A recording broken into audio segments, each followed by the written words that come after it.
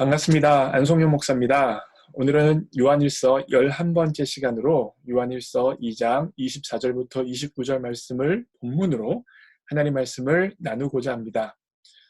대한민국에서 코로나 바이러스가 확산되어질 때 주목받았던 종교단체가 있습니다. 기억나세요? 바로 신천지죠. 신천지가 코로나 바이러스의 확산에 아주 중요한 역할을 했기 때문에, 주요한 역할을 했기 때문에 주목을 받았죠. 그런데 한국 교회에서는 코로나 사태 이전부터 신천지에 주목했습니다. 왜냐하면 신천지가 가지고 있는 독특한 포교 방식 때문입니다. 신천지는요, 자신들의 독실한 멤버들을요, 교회의 위장으로 파견을 합니다. 이름하여 추수꾼이에요. 신천지라는 것을 속이고 마치 독실한 그리스도인인 것처럼 열심히 봉사하고 주변 사람들과 신뢰관계를 쌓습니다.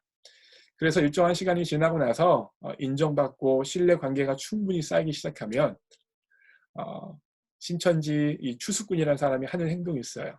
무엇이냐면 목사님들의 설교에 대해서 비평하기 시작하고 성경 공부에 대해서 무엇인가 이상하다고 의문을 제기하기 시작합니다.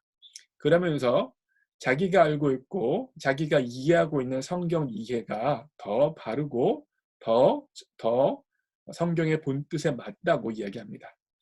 이런 그들의 가르침이요, 기존 성도님들에게 굉장히 새롭습니다. 굉장히 산뜻해요. 굉장히 자극적이에요. 한 번도 들어보지 못한 성경의 해석이기 때문입니다.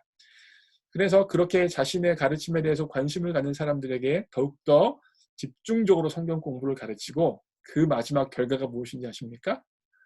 예수님에 대해서 초점을 맞추는 게 아니라 제 이름 예수, 영생불사에 임한 이를 믿게 만드는 것입니다. 왜 신천지 이야기를 하냐고요? 오늘 본문에서 사도 요한이 정말 그 내용은 다르지만 비슷한 양상의 이단인 영지주의와 싸우고 있기 때문입니다. 본문 말씀 보겠습니다. 너희는 처음부터 들은 것을 너희 안에 거하게 하라 라고 이야기하고 있어요. 처음부터 들은 것이 무엇일까요?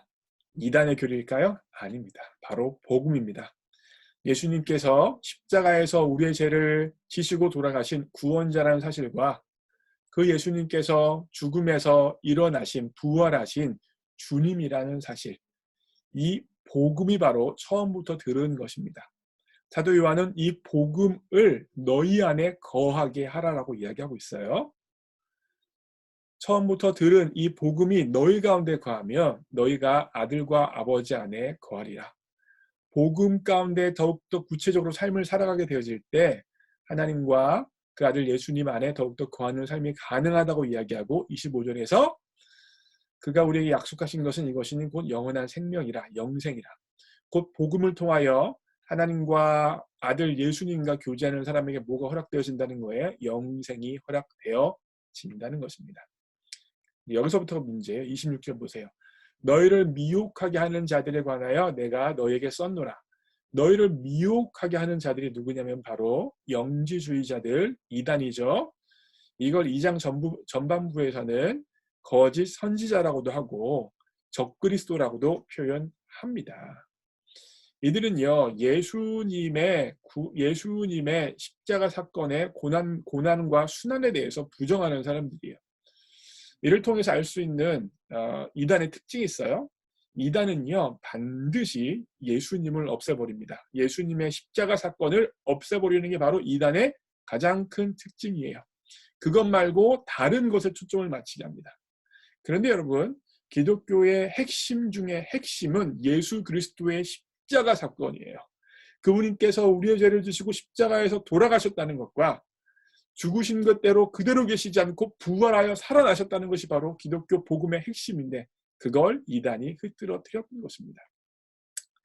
그래서 27절에 너희는 주께 받은 바 기름 부음이 너희 안에 거하나니, 결국 예수님을 믿는 사람들에게는 성령의 기름 부으심이 있어요.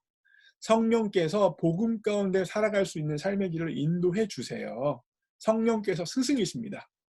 그러기에 그 그리스도인에게는 뭐가 필요하지 않아요? 아무도 너희를 가르칠 필요가 없어요. 다시 말하면 새로운 교리, 새로운 해석, 새로운 가르침을 가르칠 필요가 없다는 거예요. 영주주의가 새로운 것을 가르치고 이만희를 중심으로 한 신천지가 새로운 것을 가르치는데 그런 것들이 필요한 것이 아니라 이미 들었던, 처음부터 들었던 복음의 말씀, 성령께서 깨닫게 해주시는 그 말씀이면 충분하다는 것입니다.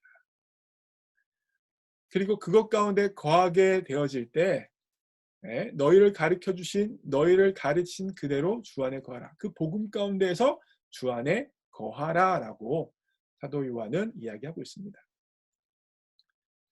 사랑하는 성도 여러분, 교회 생활을 오래 하다 보면 굉장히 신선하고 새롭고 뭔가 자극적인 것들을 배우고 싶어하고 알고 싶어합니다. 지적인 욕구와 지적인 열망이 있는 것이죠. 지적인 욕구, 지적인 열망 자체가 죄는 아니고 문제는 아닙니다.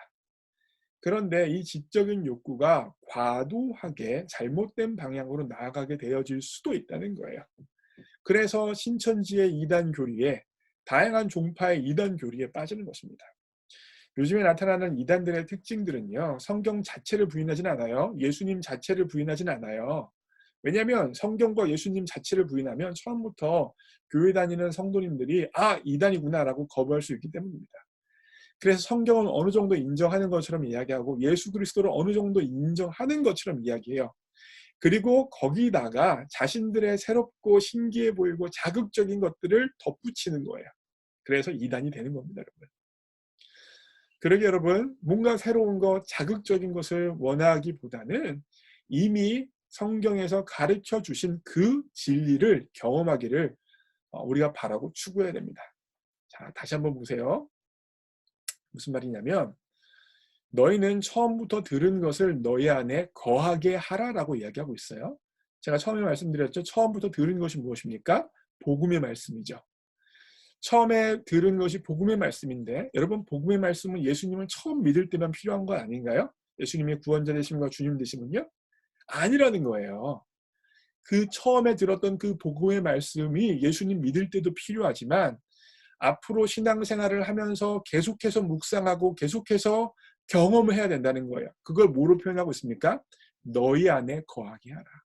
그 복음의 말씀이 머리에 있는 말씀뿐만 아니라 너희 가슴을 움직이는 말씀으로, 너의 감정을 움직이는 말씀으로, 너의 행동을 움직이는 말씀으로 끊임없이 묵상하고 끊임없이 적용하라는 것이 바로 사도 요한의 권고입니다. 다시 말하면 우리에겐 새로운 말씀이 필요한 것이 아니라, 새로운 해석이 필요한 것이 아니라 이미 주어져 있는 말씀이 우리 가운데 역동적으로 살아 움직일 수 있도록 하는 것이 필요하다는 거예요. 그래서 그 말씀에 거하라라고 사도 요한은 이야기하고 있습니다.